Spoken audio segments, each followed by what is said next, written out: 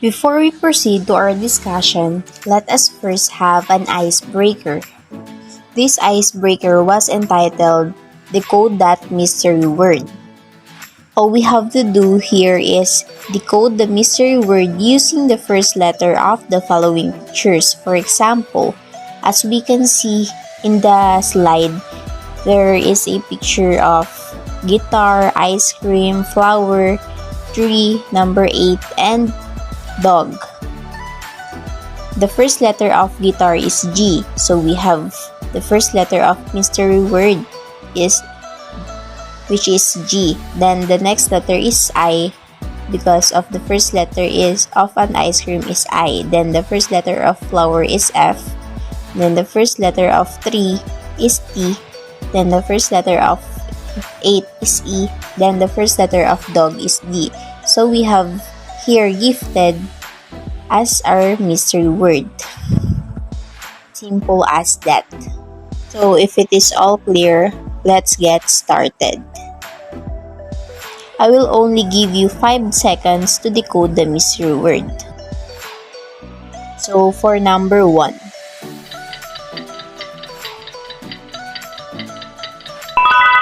The correct answer is family. Then for the number 2.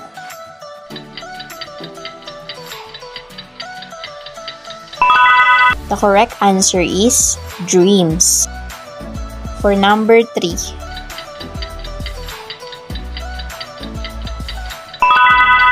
The correct answer is independent learning. For number 4. So the correct answer is SPED. For number 5. So the correct answer is cooperative learning.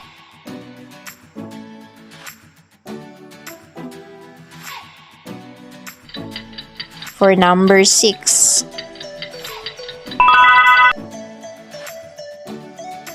So the correct answer is a strategy. So for number 7. The correct answer is program. So for number 8.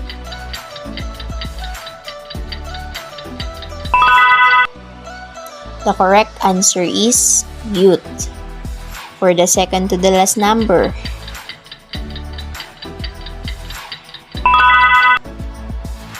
The correct answer is big nets. So for the last item.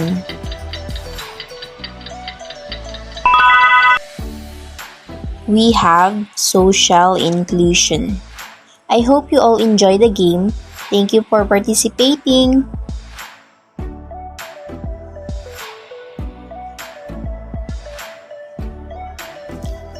Hi! Good day everyone! I am Teacher Arvhie, but you can also call me Teacher AJ.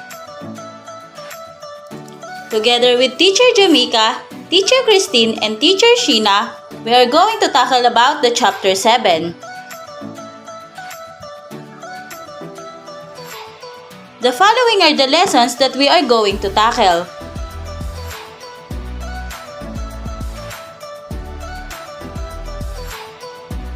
Now, let's start with 7.1, which is Strategies in Teaching and Managing Learners in a Regular Class.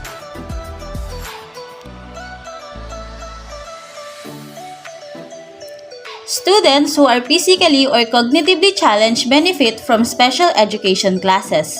Students with impairment receive effective instruction in the ideal special education classroom. While the current trend in education appears to be toward online learning and the integrated of special education students into regular classrooms, special education classes are still required for students who are seriously disadvantaged. The goal of a special education classroom is to give students who need it the most extensive, individualized attention possible. However, even in special education classroom settings, there can be a wide range of skills levels and abilities. How can teachers provide quality instruction to all students is a big question. So here are some strategies that special education teacher can use to benefit all of their students. Number 1. Create small groupings. Number 2. Establish classroom centers. Number 3. Combine the basic with the more special skills. Number 4. Lesson rotation. Number 5. Consider using team instructions. And number 6. Different levels of books and resources should be available.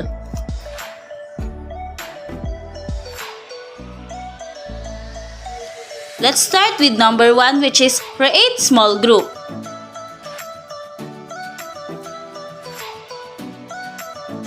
Personalizing the teaching while without compromising class instruction time can be accomplished by forming small groups of 2 or 3 students inside the class, arranged according to their level. For example, in math class, one group can be focused on the fundamentals while another is honing their geometry skills. Along their educational route, students would be put together based on similar ability levels and objectives. Also, forming a small groups inside the class according to their level will improve students' socialization skills, doing brainstorming while enhancing their moral involvement. Number 2. Establish classroom centers. Another efficient technique to group kids is through classroom centers. Each center would focus on a single topic or level. In terms of instructions and lesson materials, the centers would be self-contained. They'd also be self-explanatory and self-guided, allowing the teacher to move between the several areas and deliver appropriate instructions. A teaching assistant, parent, or volunteer could assist in the group facilitation. Centers could find a balance between being self-explanatory and not completely sacrificing direct teaching time.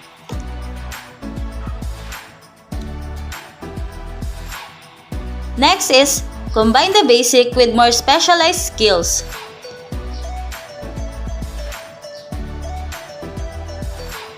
Another method of training students at various levels is to teach general topics to the entire class while also providing individual instruction. Individual pupils can profit from this regardless of their degree of skills because every school topic contains some basic notions that may be relevant. Some examples of general concepts that could be taught to assist what each student is studying in the area are reading comprehension tactics, math fundamentals, arranging writing ideas, and even a scientific theory. Students can then apply what they've learned to their own assignments. For more advanced kids, the teacher might always add some extra content. Next is lesson rotation. Lessons within the several groups or centers might be alternated so that the teacher could present new materials to one group on any given day while merely checking in the others who were undertaking more independent activities. Within such a lesson cycle, the teacher assist could also be useful.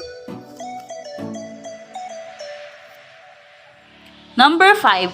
Consider using team instructions.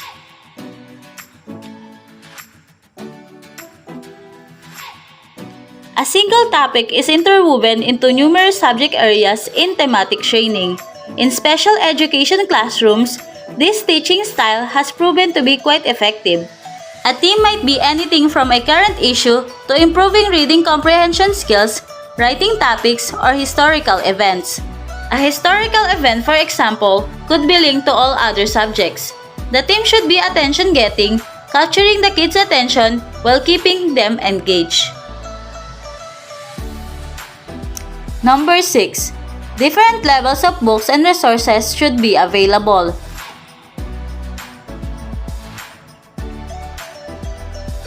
Because there will be a range of competency levels in the classroom, make sure that each subject have varied levels of textbooks and other teaching resources. Having a variety of levels on hand will allow each student to learn at their own pace. This also reduces frustration while increasing the students' confidence and forward momentum. As you can see, with a few changes, teaching special education students can be more effective. Classes can be arranged to adapt to the individual level of functioning regardless of the degree of their disability. This does not imply sacrificing valuable one-on-one education time. Harmony and integration are feasible no matter what curriculum areas or levels your students are working on. Teachers can use strategies like groupings, learning centers, rotating lessons, choosing class teams, and having a wide array of texts and materials to give excellent instructions and assistance in their special education courses. Now, let's move on to our next topic, which is strategies for independent learning. But first, what is independent learning? Put simply, independent learning is when pupils set goals, monitor and evaluate their own academic development so they can manage their own motivation towards learning.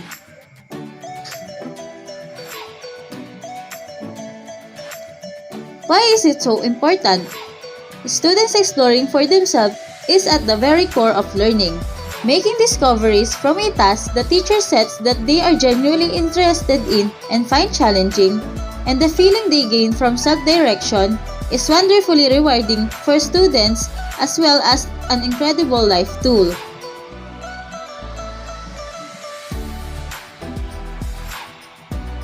In the 2008 report, What is Independent Learning and What are the Benefits for the Students? It was found that the benefit for independent learning for students includes improved academic performance, increased motivation and confidence, increased chances to be creative and intellectually creative, fostered social inclusion and countered alienation from peers, increased opportunities for completing differentiated tasks set by the teacher. Independent learning. Tips for encouraging students to become independent learners are as follows. First, provide students with opportunities to self-monitor.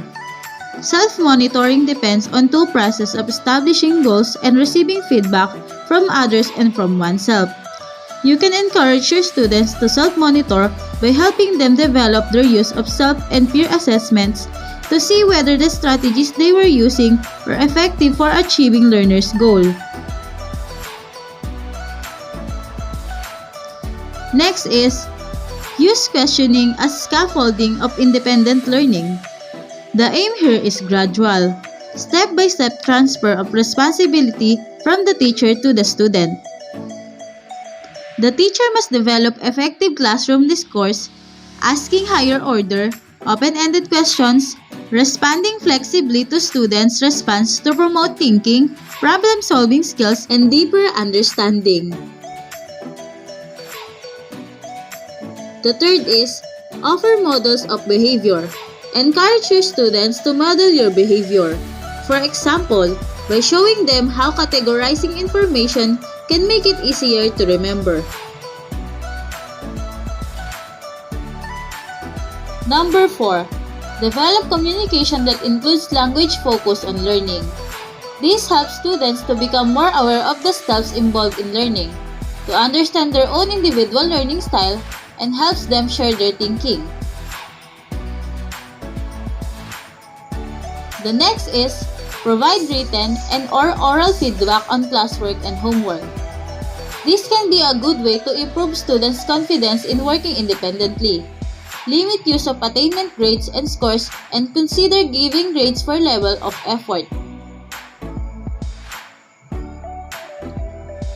Number 6.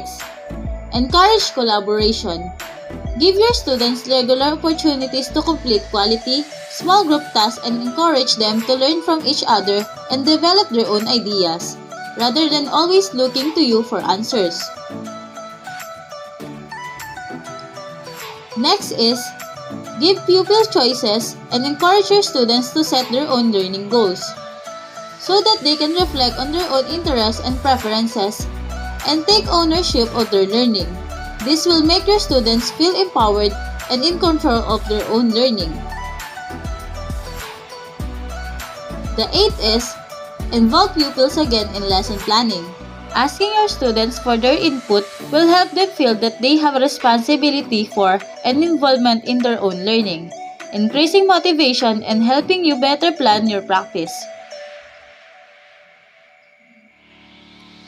And last but not the least, encourage your pupils to be reflective.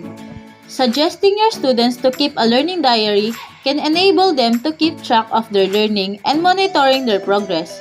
Hopefully, their confidence will increase as they look back and become aware of how far they've become throughout the school year.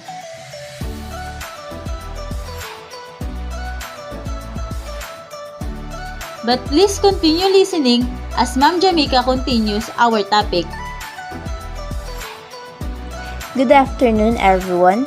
I am Teacher Jamaica, and I am here to simply discuss 7.3 Differentiated Curriculum and Instructional System, wherein the teachers must understand first that not every child must be doing the same activity at the same time as every other student in his or her class. Different learners have different needs, and teachers design learning opportunities for students according to each student's needs, readiness, and interests. Let us first define differentiated curriculum. So, differentiated curriculum is a modified way of teaching students based on their strengths and weaknesses. It comes in many shapes and forms, but overall, the structure of differentiated curriculum should keep students interested and meet their needs even if they differ from their peers. There is a question in here, which is who benefits from a differentiated curriculum? And the answer for this is when a differentiated curriculum is correctly implemented in a classroom, everyone benefits because it allows instructors to identify and assist students who need more help in certain areas. You will be able to spend your time more wisely, giving support to students who need it the most. This is not to say that more skilled students won't receive your attention. Rather, you won't need to check on them as frequently. Differentiated curriculum for gifted students. Gifted students also benefit from a differentiated curriculum as it allows them to learn at a faster rate. It can be difficult to take a one-size-fits-all approach to differentiating curriculum for gifted students since each is special and unique in his or her way. There are many ways that you can go about modifying your curriculum to accommodate a talented student. One example is offering a chance to complete classwork faster. There's an expectation that a gifted student will comprehend ideas and master skills at an accelerated pace as compared to their classmates. Fostering an environment that encourages them to work at their own pace and rewarded for doing so ensures that they are able to reach their full potential. Differentiated curriculum for students with special needs. Students with special needs succeed well in classrooms with a differentiated curriculum. If you have students who need more face-to-face time, this approach is a wonderful way to identify this need. A differentiated curriculum gives these students a chance to shine in their strongest areas, so they can have extra time to focus on things that interest them and that they perform well in.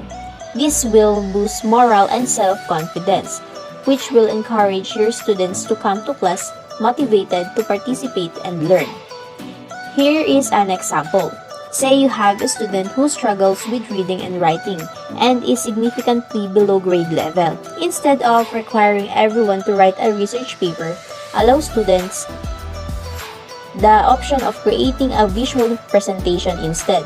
When you embrace their strengths, students feel much more confident about their personal abilities. So let us now move on with differentiated instruction. Differentiated instruction is responsive teaching. It stems from a teacher's solid understanding of how teaching and learning occur, and it responds to varied learners' needs for more structure or more independence, more practice or greater challenge, a more active or less active approach to learning, and so on. The teacher's goal is to maximize the capacity of each learner by teaching in ways that help all learners bridge gaps in understanding and skill. This according to Tomlinson and Edison, 2003. So, differentiated instruction allows teachers to provide those opportunities without labeling or obviously isolating individual learners in the classroom. For you to have a better understanding about differentiated instruction, let's watch this video clip.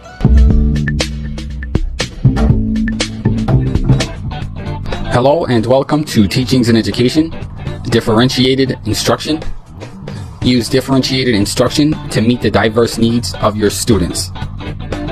Now, why should educators differentiate instruction? Well, here are several reasons differentiated instruction should be used in a classroom setting. First off, research has shown us that individuals are better at learning information through different modalities. Differentiated instruction allows educators to cater to learning styles. Next, you must differentiate the rigor of the content because students differ on performance and readiness level. We also recognize that some students will find certain material engaging while others will not. Teachers should differentiate activities as student engagement varies. Let's just say a teacher is giving a lesson on macromolecules. Some students will, quote, get it automatically, while others will feel lost. Teachers may have to differentiate because not all students learn the same material in the same time period. And let's not forget some of the specific types of students in the classroom. There are students with disabilities that require differentiation through modification and accommodations. Also, English language learners. So, how do you actually differentiate instruction in the classroom? Now, there are a bunch of different paths to differentiating instruction, but here's just one strategy that a teacher can use. And this is just one of many ways to differentiate instruction. First off, instruction must be standards-based. Differentiated instruction begins with selection of standards. Next up, determine readiness and student interest through diagnostic testing and learning style inventories. This takes place early on in units. Continuing, deliver varied content to students depending on their learning styles, interest, and content readiness. Follow that up with having students work on varied activities. After students complete the varied activities, take questions and review the standards with the entire class. Next up, provide students with various assessments and projects aligned to the differentiated activities and content. And the last stop, after assessments, again, review the standard with the entire class. You're still teaching an entire class. Again, I will say this. It is important to understand that the roadmap above is not a rule, simply just one idea. It is up to you to come up with your own ways to differentiate instruction. Now, let's take a look at some examples of differentiated instruction. Instruction can be differentiated through content, process, and product. Differentiated content is related to what the students learn. You want it to be the same standard. Some students might reach functions on a standard while others are still focusing on the basics of a standard. The content delivery can be varied based on student interest. For example, some students read stories based on music, while others read stories based on sports. Moving on to differentiation by process. So for example, you can differentiate an activity by creating activity tables. Next, you can differentiate students through various groupings. You may differentiate students based on their levels of readiness, or differentiate the learning process through various number of learning styles. Have some tasks designed for visual students, like creating diagrams, and other tasks for auditory learners. Lastly, you can differentiate the instruction as a product. Some assessment types might be in the best interest of one group of students, but not in the best interest of another group. Offer different types of assessments. Also try to incorporate projects and product assessments to allow for class creativity. Students can come up with their own ideas. And our last segment, what does a differentiated classroom look like? Here's what school administrators should look for when evaluating a differentiated classroom. The first thing they will look for is choice in student assignments. Choice in student assignments should be reflected in lesson plans. Next, administrators want to see more than one text being used in the classroom. Therefore, offer multiple reading texts for students. When differentiating instruction, there should be an overall feel of students having their needs met, and that is through personalized learning. Administrators like to monitor students and teacher through assessments, and they will look to see if students are being assessed in a variety of ways. Lastly, administrators will look to take notice if there is an acknowledgement of student learning styles. There should be teaching to multiple forms of intelligence. So, differentiated instruction is more qualitative than quantitative, student-centered, a blend of full class, small group, and individual instruction, fluid and flexible, and a method that uses a variety of teaching strategies. So let us start with differentiated instruction is more qualitative than quantitative. Students are offered learning experiences that are developmentally appropriate. In other words, instruction is different and not more. So next is student-centered. Differentiated instruction is student-centered because teachers believe that learning experiences are most effective when they are engaging, relevant, challenging, and because they accept that all students come to the classroom with differing levels of readiness. Teachers actively seek to provide appropriate and challenging learning experiences for all their students. Next is differentiated instruction is a blend of full class, small group, and individual instruction. To best meet the needs of all children, students often begin a study as a whole group, move out to pursue learning in small groups or individually, then come back together to share or to make plans for further investigation, move out for more work, come together again, and so on. So next is differentiated instruction is fluid and flexible. In differentiated classrooms, as children grow and gain from learning experiences, teachers continually assess students' needs, interests, and readiness. Grouping is changed often and instruction is adjusted in anticipation of and response to these changing needs. And lastly, differentiated instruction is a method that uses a variety of teaching strategies. Teachers in a differentiated classroom challenge, extend, enrich, and accelerate students in many ways. For example, teachers may use curriculum compacting, tiered assignments, group investigations, learning centers, independent study, or learning contracts. So let us now move on with Lesson 7.4, Use of Cooperative Learning Strategies to Facilitate Social Inclusion. So in this topic, we are about to explain how can we use cooperative learning strategies to facilitate social inclusion. But before we proceed on the ways to use cooperative learning strategy, let us define first what cooperative learning is. So cooperative learning is an instructional method in which students work together in groups in order to complete an activity. This according to Johnson & Johnson 1999, Emmer and Jerwells 2002. So let us first watch this video clip about cooperative learning to have a deeper understanding about this. In cooperative learning, the teacher puts students in small groups to do an activity together. The students take the lead in doing the activity. The teacher only provides guidance as needed. The teacher does not put the same students together for each activity, but changes the groupings. That way, students can learn from a variety of partners. So in cooperative learning, the teacher puts students in groups, lets them take the lead in doing the activity, and changes the groupings for different activities. This method helps students learn about sharing, getting along with others, and working together.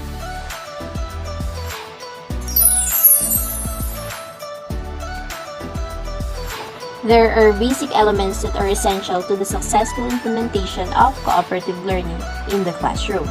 Johnson & Johnson 1999 created the essential components needed in the instructional practice of cooperative learning, which are positive interdependence, individual accountability, face-to-face interaction, social skills, and group processing. So let's begin with positive interdependence. It is the understanding that peers influence their own learning, whereby an individual cannot succeed on their own. Next is individual accountability. It requires children to understand that they cannot take from their group members and not contribute. This aspect of cooperative learning provides the opportunity for students to understand their stake within the group and their accountability not only to themselves but also to their peers. Next is face-to-face interaction. It requires students to work in small groups where they will interact with one another closely. Lastly, social skills and group processing. Students need to be taught the social skills that are required for working in cooperative groups. Students cannot be expected to understand how to one-to-one inclusion through cooperative learning, interact collaboratively without being taught how to do so. Group processing occurs as students work through their academic tasks, strive to achieve goals and solve problems along the way. The students can then process their cooperation with a view to learning how well the activities went and what can be improved for future experiences.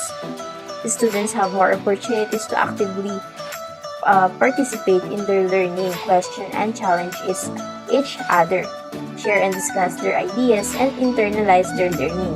Along with improving academic learning, cooperative learning helps students engage in thoughtful discourse and examine different perspectives, and it has been proven to increase students' self-esteem, motivation, and empathy. Since cooperative learning is now clear to everyone, let us now move on to the various ways of using cooperative learning strategies to facilitate social inclusion. There are many different instructional strategies that can be used in cooperative learning classroom, and it is not to say that all classrooms that participate in cooperative learning do so in a strict manner without other forms of instruction. However, cooperative learning as an instructional strategy allows educators to plan lessons that include all children and incorporate all of their educational needs. Gore and Swen 1993 suggests that there are 5 common formats of cooperative learning activities. Teachers are able to structure these activities to the needs of their students and tailor each activity to the curriculum area being covered. These 5 activities includes the Student Teams Achievement Division. It includes having students completing worksheets together but taking individual tests. Think, pair, and share involves students thinking about a topic or question on their own, then moving on to share their ideas with a partner, and finally sharing both ideas with the whole group. Next is Jigsaw. It requires students to take a piece of information and teach it to their group members. Each student becomes an expert on a particular aspects of a topic. Next is Team Accelerated Instruction. It involves students working together on a team to accumulate points while completing individual assignments. And lastly is Group Investigation. It involves decision-making surrounding responsibility with the group. Each group of students work together to attain goals set out for the achievement of learning goals, and the group decides which role each student will take on. Also, according to Gore and Swen 1993, students with learning differences can have difficulty understanding their roles within the group. Therefore, it is important for educators to explain to students in details their role within the group and what is expected of them in the group activity. It is also important to continually check understanding throughout. Providing students with cooperative learning opportunities promote their ability to succeed in the classroom environment. This according to Johnson & Johnson 1999. So, in summary, cooperative learning structures that are embedded into classroom procedures enhance active learning for students with disabilities and their non-disabled peers. Such structures are especially helpful for students who require additional practice as well as confirming and corrective feedback throughout the school day. Cooperative learning structures continue to support inclusive practices and complement academic and social skill development. Students who work together learn together to improve academic achievement and social acceptance of all. Cooperative learning encourages achievement, student discussion, active learning, student confidence, and motivation. The skills students develop while collaborating with others are different from the skills students develop while working independently. As more businesses organize employees into teams and task forces, the skills necessary to be a team player. Example, verbalizing and justifying ideas, handling conflicts, collaborating, building consensus, and disagreeing politely are becoming more valuable and useful. Using cooperative groups to accomplish academic tasks not only provides opportunities for students to develop interpersonal skills, but also gives them authentic experiences that will help them to be successful in their future careers. Now let's move on to the 7.5, which is SPED system. SPED, also called Special Needs Education. Education of children with professional education manipulation of complex processes. Special education refers to preparation of teaching procedures and materials. And interventions designed to address the needs of children with learning differences, disabilities, and difficulties. Why is SPED implemented in the Philippines? SPED was implemented in the Philippines to help enhance participation rate among children with special needs. Inclusive education has become the main thrust in the education of children with special needs in the Philippines. This is implemented through the organization of SPED Center as a resource center in special needs education. When was SPED implemented in the Philippines? Special education started in the Philippines when a missionary school for gifted blended residential school located in Pasay City, Metro Manila, by M. Gloria Reyes, an American educator. This was later recognized in 1970 into two separate covenant special schools. These are the Philippine National School for the Blind and the Philippine School for the Deaf. Other government and private special school-based schools were also set up. Special education were first set up for people with mental retardation and physical disabilities in 1957, cerebral palsy in 1953, and behavioral problems and chronic illness in 1962. Such schools were few and private special schools were economically not accessible to many people with disabilities. Moreover, there was some stigma attached to attending special rather than regular schools. SPED programs. Special programs. Educational Services for Children with Special Needs, or CSNS, come in several forms. This includes the following. First, Resource Room Plan. Under this scheme, the child is enrolled in a regular school program but goes to a resource room to use specialized equipment either in a tutorial situation or in a small group. Itinerant Teacher Plan. Under this plan, an itinerant or traveling teacher serves one or more regular schools depending on how many pupils need special help. The teacher gives direct and supportive services to children, and in addition, research diagnosis, medical progress, and evaluate performance. Special Class Plan. Self-contained with provision for mainstreaming. These plans aim at children with neurological problems which make it difficult for them to learn in a regular classroom setting. At times, they may be deferred in their fields, but they usually not in an academic situation. Special Educator Center. This adopts the school within the school concept. The center is mainly served by principal and according to rules and regulations that governs a regular school, the center functions as a resource center to support children with special needs in regular schools, assist in the conduct of special days, itself, produce effective teaching materials, and conduct continuous assessment of CSNS. Special Day School. This type of school serves specific groups of children with moderate to severe disabilities. A comprehensive array of medical, psychological, and social assessment that consists of trained special educators or service that these schools offers. Hospital Instruction. This type of instruction is for the severely emotionally disturbed and profoundly disparate who are bedbound or crippled, those with chronic and or serious disabilities, and the recovery of patients. Services include both bedside tutoring and group instructions. When the patient has recovered and returned home, he or she is enrolled in regular school. Community-Based Delivery System (CBAS) is for children with special needs who reside in distant communities and cannot avail themselves of existing special education programs.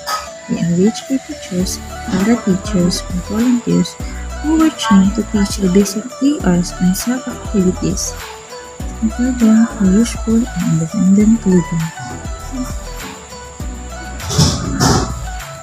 7.6 Evaluating students' learning. How can student learning be assessed? There are many ways to approach the evaluation of students' learning. The characteristics of evidence of students' learning include considerations of theory and indirect methods for gathering evidences of students' learning, the appropriate use of quantitative and qualitative evidence, and other methodological considerations. First, however, it is important to understand the fundamental assessment concept of formative assessment and ranking.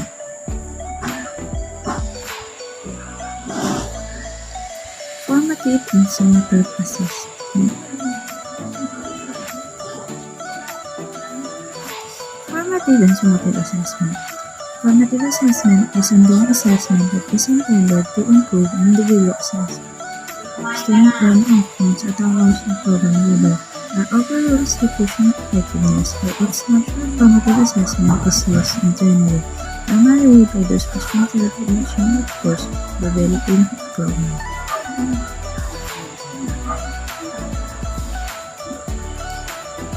In contrast, summative assessment occurs at the end of unit, course, or program. The purpose of this type of assessments are not to determine whether or not overall goals have been achieved and to provide information and performances by individual students or statistics about a course or program for internal or external accountability purposes. Grades are the most common form of summative assessment.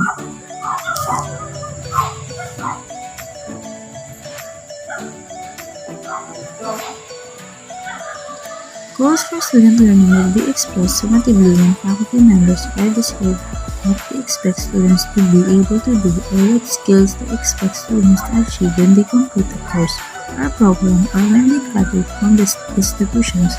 Formative and summative assessment work together to improve learning. They should be central components of assessment at the course level and more appropriate at the program level. Thank you, Ma'am Christine. I am Sheena Marie P. Manabat, and I'll be discussing the first topic, which is working with the families and parents of children and youth with special needs. The families of young children with special needs. Preschoolers with special needs are members of our communities, programs, and families, and it is our responsibility to provide high-quality, inclusive support for these children and their families. While these families often experience additional situations and stressors, they have hopes, dreams, and concerns for their children just like other families. By this, you can positively impact families with a preschooler with special needs by empowering them with knowledge, empathizing with their feelings, and collaborating with other support professionals in their lives. Working with families of children with special needs. Establishing meaningful relationships with families is a critical part of your work, and your communication is especially important when working with families with preschoolers with special needs. Some preschool children will enter your program with known special needs, and other families will learn that their child has a disability or is delayed while enrolled in your program. Also, families with eligible preschool-age children may receive special education services and have an individualized education program or known as IEP, while others may only receive support from a medical center, and some families will be involved with multiple systems of support. Regardless, families can be overwhelmed by what feels like a constant flow of suggestions and appointments to help their child learn and develop. These families may need more help supporting their children and may turn to you or others in your program for assistance with connecting to services or agencies outside of your program. It may be helpful to form relationships with outside agencies so you or the trainers and administrators in your program have up-to-date information on how to make a referral and the types of services offered.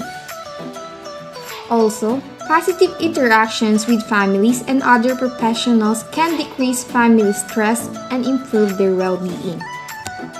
Here are some examples of effective practices that you can use when you work with the families of children and youth with special needs.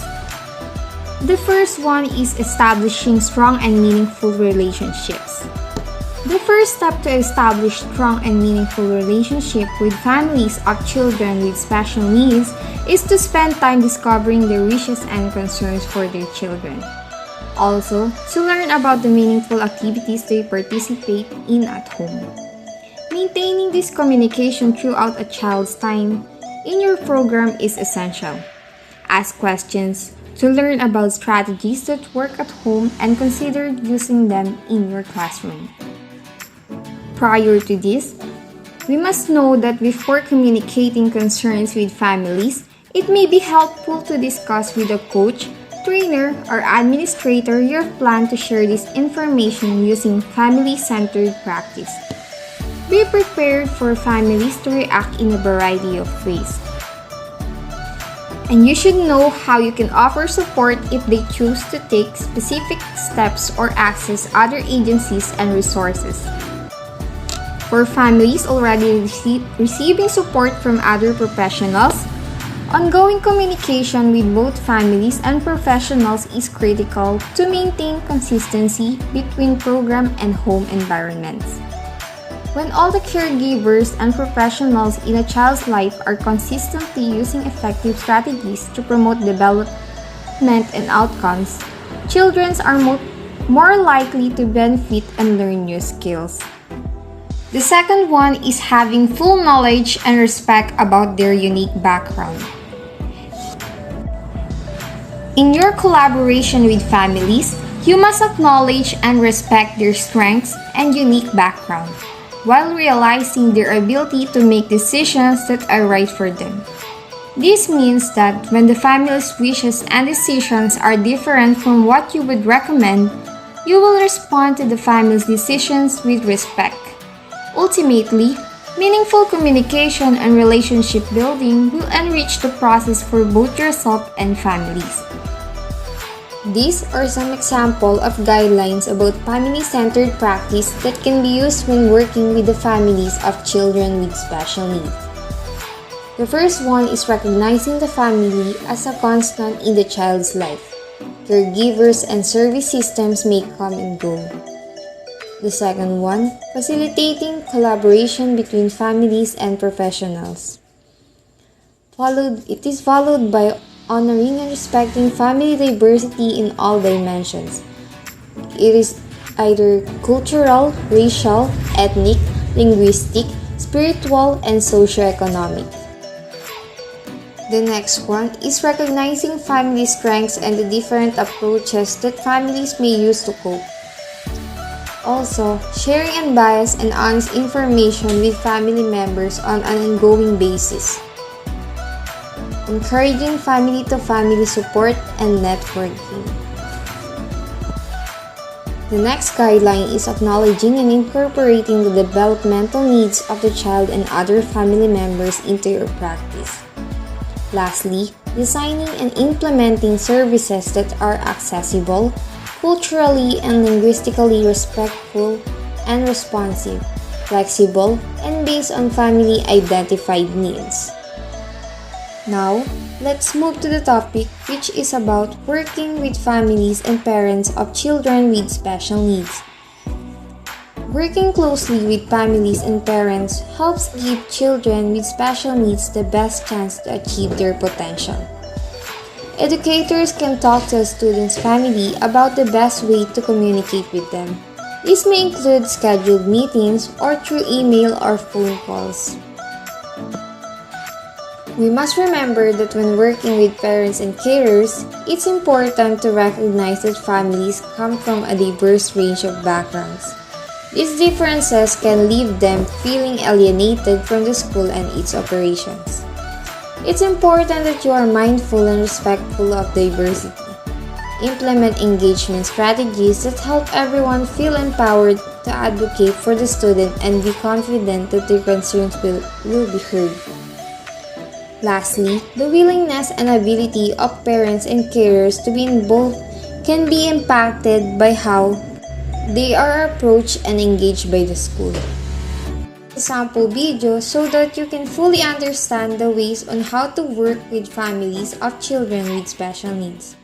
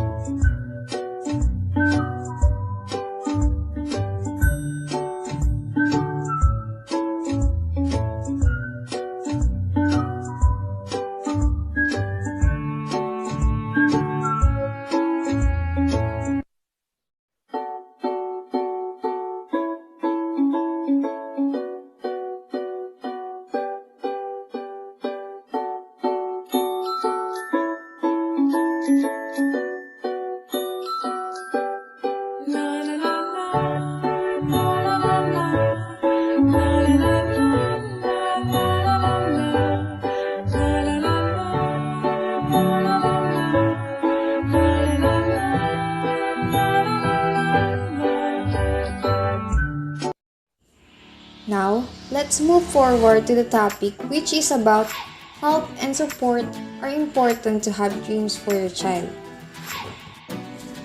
Help and support are important to have dreams for your child. When it comes to children with disabilities, always look at the bigger picture.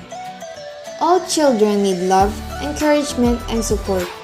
And for kids with learning disabilities, such positive reinforcement can help ensure that they emerge with a strong sense of self-worth, confidence, and the determination to keep going even when things are tough. In searching for ways to help children with learning disabilities, remember that you are looking for ways to help them help themselves. Your job as a parent is not to cure the learning disability, but to give your child the social and emotional tools they need to work through challenges. In the long run, facing and overcoming a challenge, such as a learning disability, can help your child grow stronger and more resilient. Always remember that the way you behave and respond to challenges has a big impact on your child. A good attitude won't solve the problems associated with the learning disability, but it can give your child hope and confidence that things can improve and that they will eventually succeed. Here are some tips on how to give help and support to your child. The first one is keep things in perspective. A learning disability isn't insurmountable. Remind yourself that everyone faces obstacles. It's up to you as a parent to teach your child how to deal with those obstacles without becoming discouraged or overwhelmed. Don't let the test, school bureaucracy, and endless paperwork to distract you from what's really important. And that's giving your child plenty of emotional and moral support. The second tip is that you have to become your own expert. You must do your own research and keep abreast of new developments in learning disability programs, therapies, and educational techniques. You may be tempted to look to other teachers, therapists, doctors for solutions, especially at first, but you're the most expert on your child. So take charge when it comes to finding the tools they need in order to learn. The next one is that you should be an advocate for your child. You may have to speak up time and time again to get special help for your child.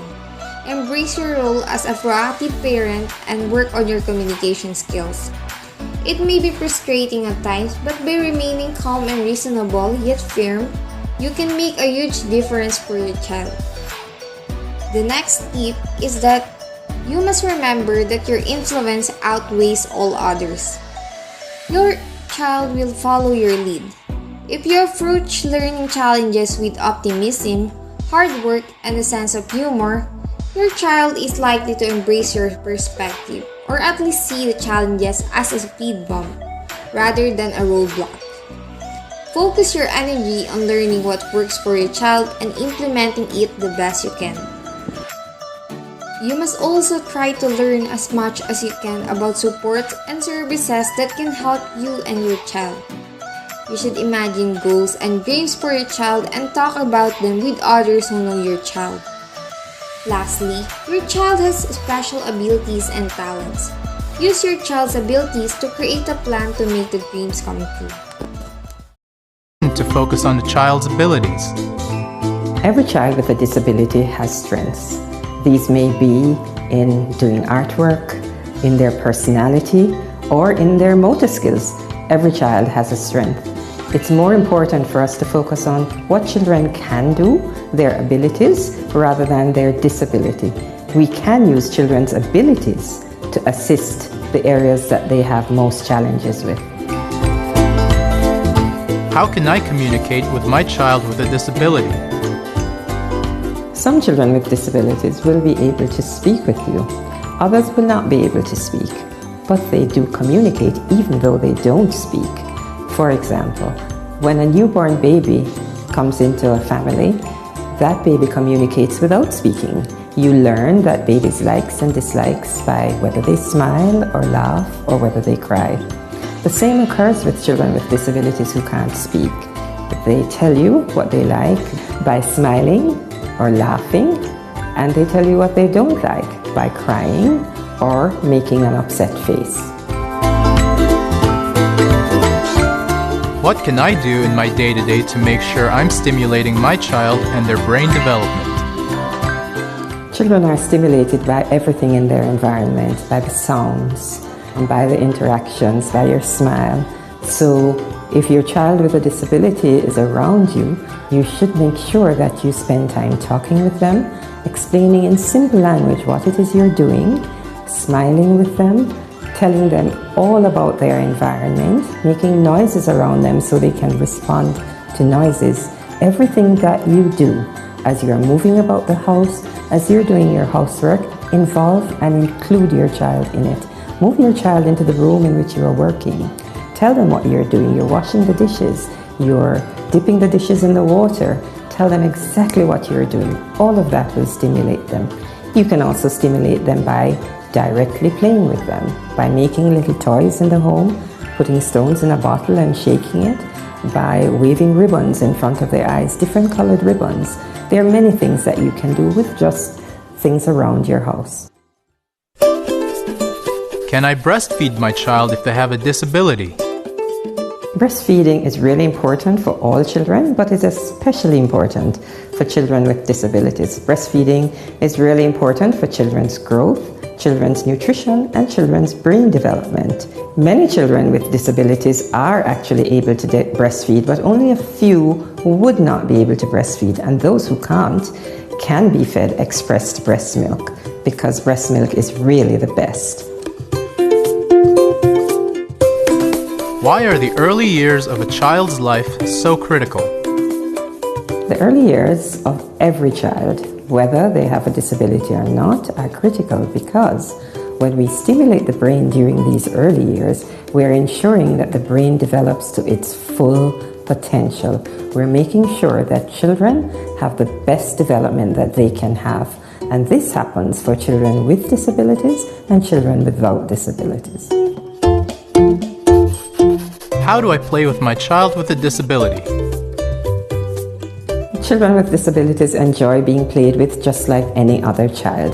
They enjoy you reading to them, showing them pictures, tickling them, hugging them, cuddling them. They respond to you with laughter and smiling. If they don't like that particular play that you're doing, they will tell you. They will stop laughing, they'll stop smiling. Try something else. You will find something because you know them best. What can I do if I don't have time to play or money to afford toys? If you don't have a lot of time to play with your child, there may be other family members in your home who will be able to play with your child with a disability. Brothers and sisters are really great around children with disabilities. They stimulate them because they talk to them a lot and they play with them. They don't seem to be concerned about whether a sibling has a disability. They play with them just like anyone else. What is your advice to parents who suspect that their child has a disability? If you have a concern that your child has a disability, go to your nearest health provider and let them know your concerns. Some concerns may turn out not to be a problem at all, but some may, and your child may be identified as having a disability.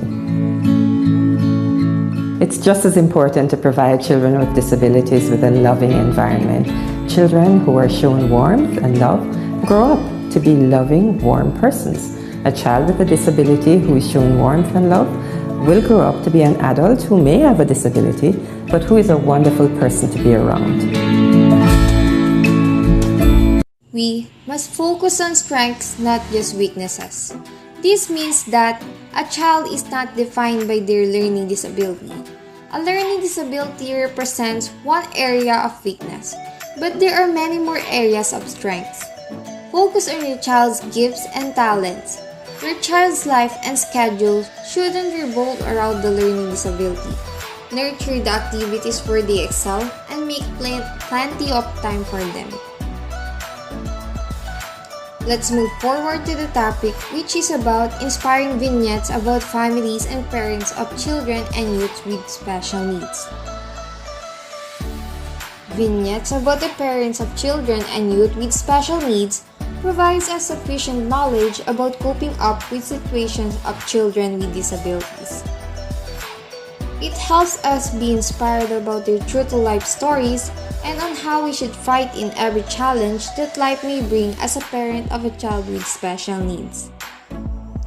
Vignettes are important because it provides inspiration and meaning due to its descriptive nature. It can illuminate significant information, create depth of character, or provide insight about past events or circumstances. These help create a more complete picture of the greater story. All stories rely on vignettes to provide detail.